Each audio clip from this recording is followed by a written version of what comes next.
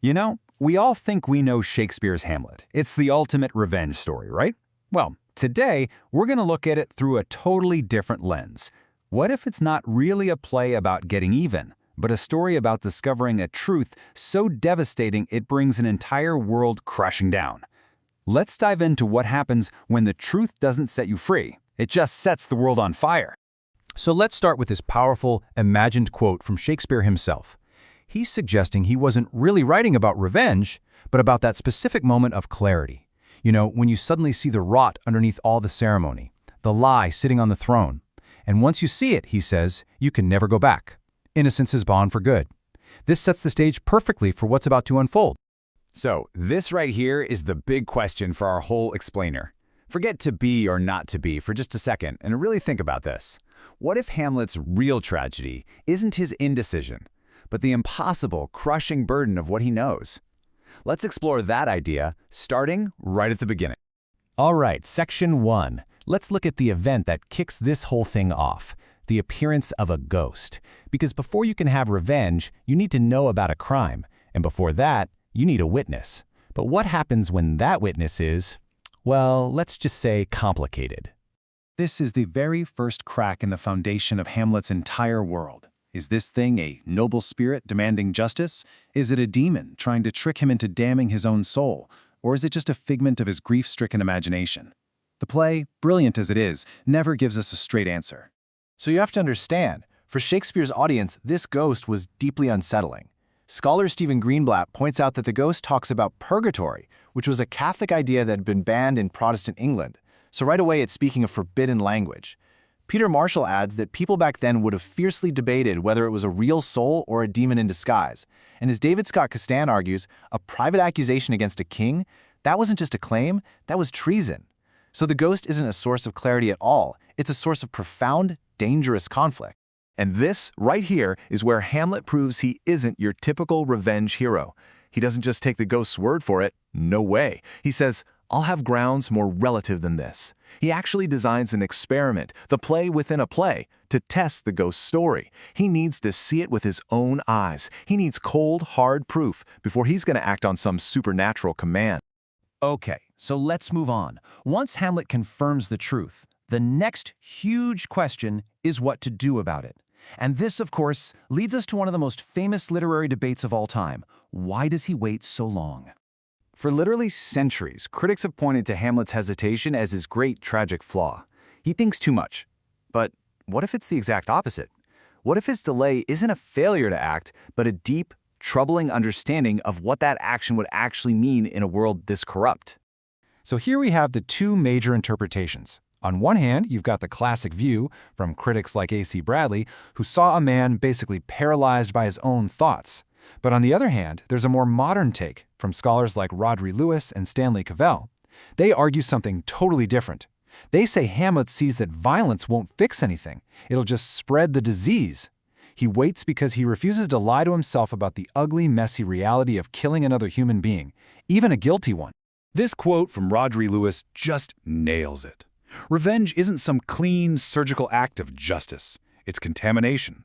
It infects the person who seeks it, and it pollutes the whole world around them. And Hamlet, he seems to be the only one in the entire kingdom who gets that from the start. And that leads us right into our third theme. So how do you even survive in a world that you know is built on a lie? Especially when you also know that direct action will just make things worse. Well, for Hamlet, the answer is performance. The court of Elsinore, Hamlet's home, is defined by one single chilling activity: watching. Behind every curtain, down every hallway, someone is always observing. Everyone is watching everyone else. I mean, the surveillance is just total. Polonius sends spies after his own son.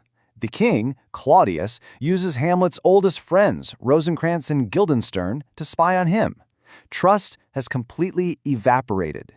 Every relationship becomes just another way to gather information. It's a nightmare.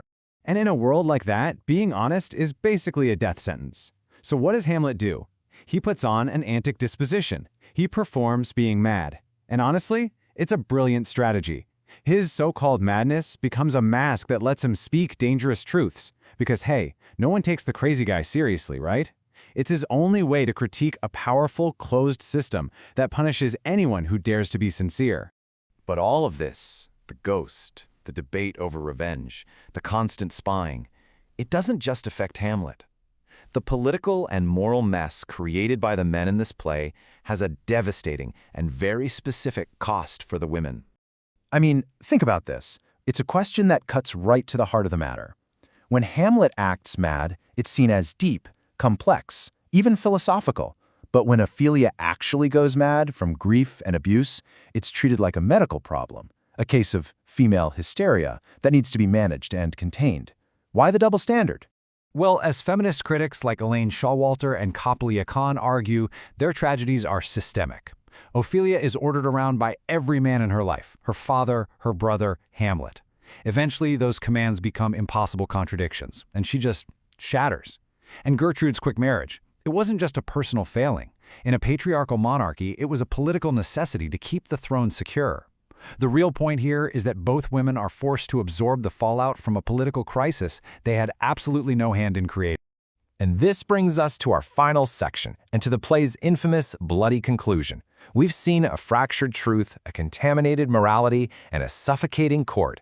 Now we finally get to see the price of it all. The bloodbath at the end isn't just Shakespeare being dramatic for the sake of it. As critics like Terry Eagleton suggest, it's a political statement. When a system's entire ideology collapses, when belief in the monarchy, in family, in justice is just gone, the only thing left to fill that vacuum is raw violence. This isn't just a personal tragedy, it's a political reset button. And just look at who takes over at the end. Fortinbras. He doesn't win because he's good or just or noble, he wins because he's the last guy with an army left standing. He inherits a vacancy. And that reveals a cold hard truth of the play. What ultimately survives isn't Hamlet's moral struggle or Ophelia's grief. What survives is the institution. It's the raw continuity of power and nothing else. This last imagined quote from Shakespeare brings our whole exploration full circle. The truth the ghost gave Hamlet wasn't some tool for justice, it was a catalyst for destruction. It didn't fix the world, it just exposed a system so rotten to the core that it had to be completely wiped out. And that, right there, might be the play's final chilling lesson. After all the suffering, all the thinking, all the death, the truth doesn't win. The machine of state just keeps on churning, completely indifferent to the human cost. So we're left with this final question. Is that idea, that power outlasts morality, is that tragedy's final, cruel twist of the knife? Or is it maybe the most honest and deeply unsettling truth that Shakespeare's masterpiece has to offer us?